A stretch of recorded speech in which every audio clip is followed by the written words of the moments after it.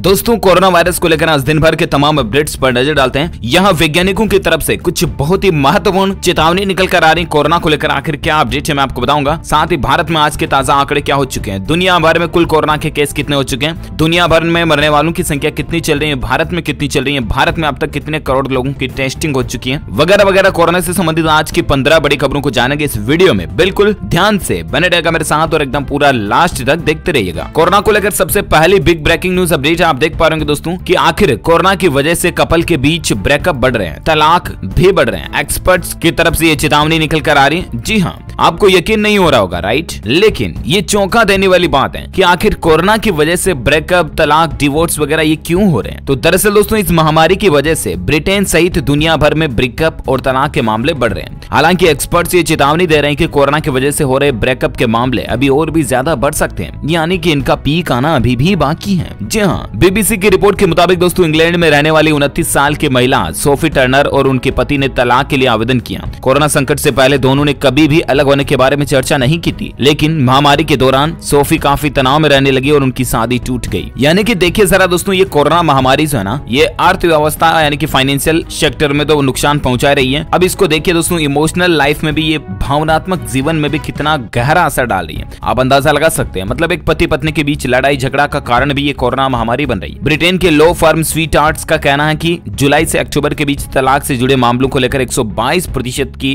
बढ़ोतरी देखी गई। अंदाजा लगाइए जरा, महामारी आई, उसके बाद लॉकडाउन वगैरह लगे और उसके बाद जुलाई, अगस्त, सितंबर, अक्टूबर, इन 4 महीनों में तलाक से जुड़े मामले 122% बढ़ गए। मतलब वाकई में चौंका देने वाली बात है ये। चैरिटी सिटीजन एडवाइस नाम की संस्था का कहना कि रिश्ते खत्म करने को लेकर ऑनलाइन सलाह भी ढूंढ रहे लोगों में भी बढ़ोतरी हुई है। मतलब कि ऑनलाइन भी जो सर्च करते हैं कि आखिर कैसे ब्रेकअप करें, how to do breakup, how to forget my love, इस तरह की क्वेरीज में भी बढ़ोतरी हुई है। हाउ टू हार्ट, मतलब रिकवर ब्रेक्ड हार्ट वगैरह वगैरह, समझ रहे हो ना। तो ये कुछ मसला चल रहा है कोरोना महामारी के चलते। सो प्लीज आपसे रिक्वेस्ट है दोस्तों कि आप अपने पारिवारिक जीवन को भावनात्मक रूप से जोड़े रखें। और महामारी चल रही है, मुसीबत है, तो इसका मिलकर आप समाधान निकालें, मिलकर इससे लड़ें तो ज्यादा बेहतर होगा, ना कि कोई तलाक इसका कोई सोल्यूशन नहीं है, राइट? मेरा तो कहना यही है और बाकी आपकी मर्जी, आपकी जिंदगी, आपकी पर्सनल चॉइस है। फिलहाल अपन आगे बढ़े अगली खबर में। भारत के आज के ताजा आंकड़ों की अगर बात करें ना, तो देखिए दोस्तों, सबसे पहले टेस्टिंग की बात करें तो देश में अब तक केवल 11.01% नागरिकों का टेस्ट हुआ,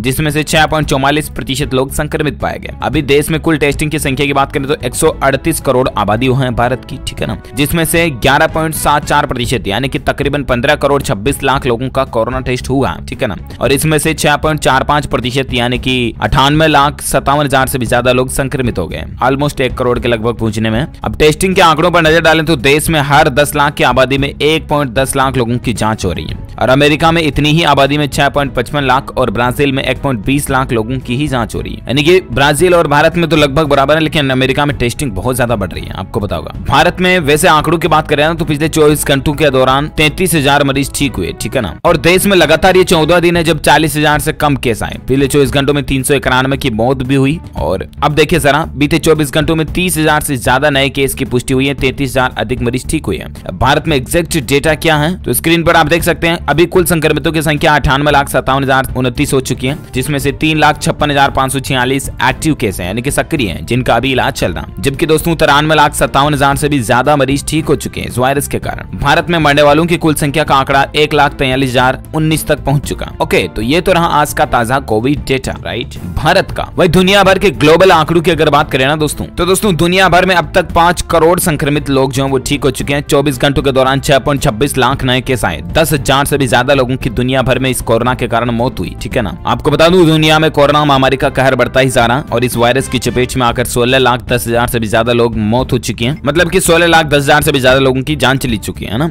इस वायरस के कारण। जबकि दोस्तों 5 करोड़ लोग इस खतरनाक बीमारी से उबर भी चुके हैं, ठीक हो चुके, रिकवर हो चुके हैं। और दुनिया भर में अब तक कुल 7 करोड़ 20 लाख से भी ज्यादा मामले संक्रमित के केस सामने आ चुके हैं, ना। तो ये तो रहा भारत में और दुनिया भर में कोविड डेटा। और आइए अब नजर डालते हैं वैज्ञानिकों की तरफ से क्या कुछ रिसर्च में नया अपडेट आ रहा है। इसके अलावा भारत के कुछ राज्यों को लेकर क्या खबरें हैं मैं आपको बताऊंगा। और आयुर्वेद को लेकर भी एक अपडेट है, तो एक एक करके सभी को जान लेते हैं, फटाफट से बने रहेगा, बीच में वीडियो को बंद करके कहीं मत जाइएगा, है ना। और एक सबसे बड़ी खबर देख सकते हैं कि वैज्ञानिकों ने खोज निकाला जवाब, आखिर क्यों कोरोना वायरस कुछ लोगों पर जानलेवा साबित होता है। मतलब कि आपको पता होगा दोस्तों कि संक्रमित होने वाले लोगों की संख्या तो काफी ज्यादा है, राइट, लेकिन उसके बावजूद भी मतलब कि मरने वालों का जो आंकड़ा है ना, वो कुछ ही लोग इस वायरस के कारण मरते हैं, राइट। अब ऐसे में सवाल ये पैदा होता है कि आखिर कौन से लोग जो हैं वो कोरोना से जान जाने का खतरा ज्यादा रहता है, कौन से लोगों में जान जाने की संभावना ज्यादा होती है। तो इस पर वैज्ञानिकों ने एक स्टडी की, ठीक है ना। तो पता चला दोस्तों कि इन 5 जीन वाले लोगों को कोरोना के सबसे ज्यादा खतरा होता है। वैज्ञानिकों ने इसके नाम भी बताए हैं। मतलब जीन्स जो होते हैं ना हमारे शरीर में, ह्यूमन बॉडीज के अंदर, जैसे अलग अलग सेल्स होती हैं, उनमें माइटोकॉन्ड्रिया वगैरह, डीएनए, आरएनए, जीन्स वगैरह जो होते हैं ना, अगर आप साइंटिफिक टर्म्स को थोड़ा जानते हो तो आपको पता होगा, राइट। तो ऐसे में रिसर्चर्स बताते हैं दोस्तों कि 5 जीन वाले लोगों को कोरोना वायरस का सबसे ज्यादा खतरा होता है। ब्रिटिश रिसर्चर्स ने कहा कि स्टडी के दौरान कोरोना से गंभीर बीमार पड़ने या फिर मौत का खतरा इन 5 जीन वाले लोगों में सबसे ज्यादा पाया गया। अब कौन कौन से 5 जीन है? तो ब्रिटेन की एडिनबर्ग यूनिवर्सिटी के रिसर्च के मुताबिक TYK2, CCR2, OAS1, IFNAR2 और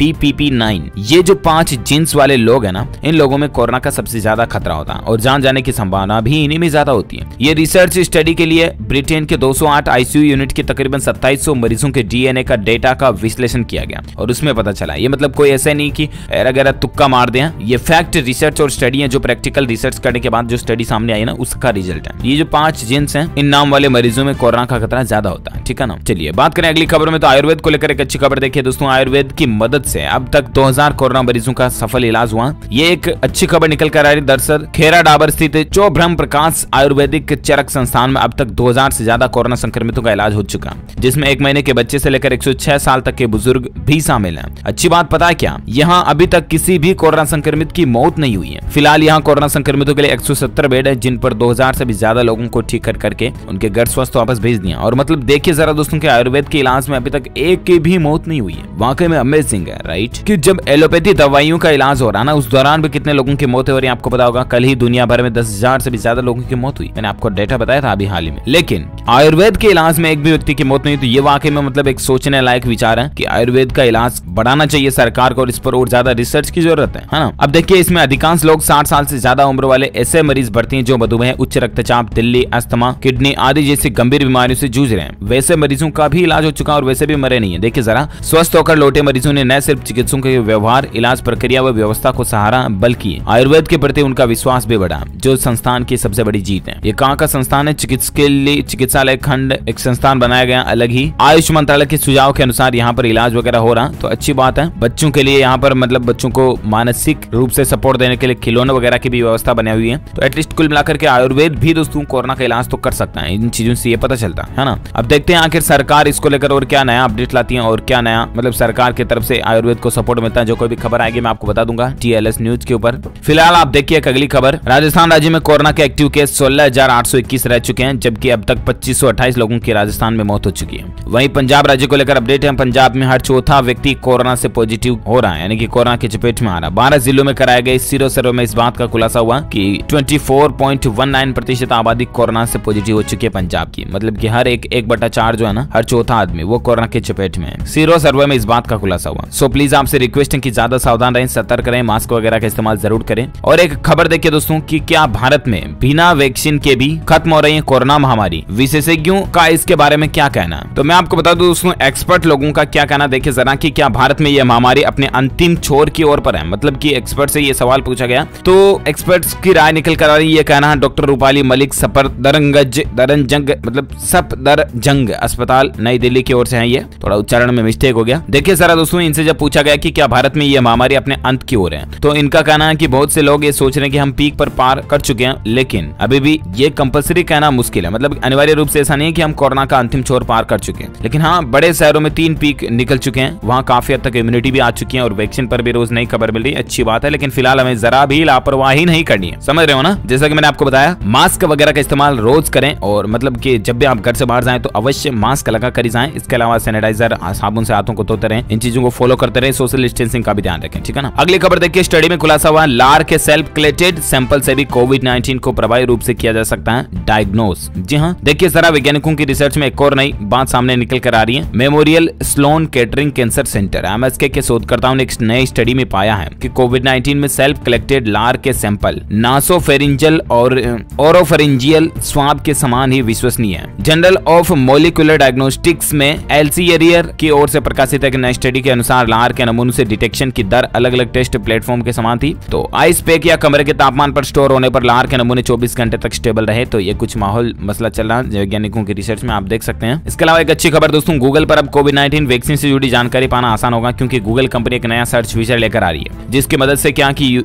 लोग बाग जो है ना वो पर्टिकुलर वैक्सीन के बारे में डिटेल सर्च कर पाएंगे, जैसे कि फाइजर की वैक्सीन का क्या स्टेटस अपडेट चल रहा है, बायोएनटेक वगैरह का। तो गूगल का ये फीचर बहुत जल्द आपको देखने को मिलेगा। और एक खबर देखिए दोस्तों, केरल के लोगों को फ्री में मिलेगी कोरोना की वैक्सीन। मुख्यमंत्री पिनराई विजयन ने बड़ी घोषणा कर दी केरल राज्य के लोगों के लिए। शनिवार को तिरुवनंतपुरम में संवाददाताओं से कहा कि केरल में लोगों को फ्री में कोरोना वायरस की वैक्सीन दी जाएगी। इस घोषणा के साथ ही केरल उन राज्यों की लिस्ट में शामिल हो चुका है जिन्होंने यहाँ पर अपने वहां पर वैक्सीनेशन फ्री में घोषणा की है, जैसे कि मध्य प्रदेश, बिहार और अब केरल भी इसमें शामिल हो चुका है ना, अच्छी बात है। अच्छा, और एक खबर देखिए दोस्तों, मोटिवेशन देने वाली मिसाल देखिए। कोरोना महामारी के बीच इस डॉक्टर ने मार्च से अब तक एक भी छुट्टी नहीं ली। जी हाँ, देखिए जरा दोस्तों, इनकी ड्यूटी को, इनके कर्तव्य को वाकई में सैल्यूट है, क्योंकि कोरोना संक्रमण ने दुनिया को कोहराम में मचाया है और इस दौरान डॉक्टर और स्वास्थ्य कर्मियों ने गजब की मिसाल पेश करते हुए दिन रात मरीजों का इलाज भी किया। यूएस में एक 58 वर्षीय इस तरह के चिकित्सक हैं, डॉक्टर हैं, ह्यूस्टन के यूनाइटेड मेमोरियल मेडिकल सेंटर में चीफ ऑफ स्टाफ वॉरेन ने मार्च से अब तक 267 दिनों में एक भी छुट्टी नहीं मारी है। वे लगातार कोविड मरीजों का इलाज कर रहे हैं। देखिए जरा, महामारी फैलने पर छुट्टी नहीं ली जा सकती, ये उनका कहना है, उनका मानना है कि देश में जब भी कोई ऐसी महामारी फैल रही है तो कोई छुट्टी नहीं ले सके, तभी देश की भलाई मतलब अच्छी से हो सके और देश का महामारी से लड़ने में, विकास में मदद मिल सके।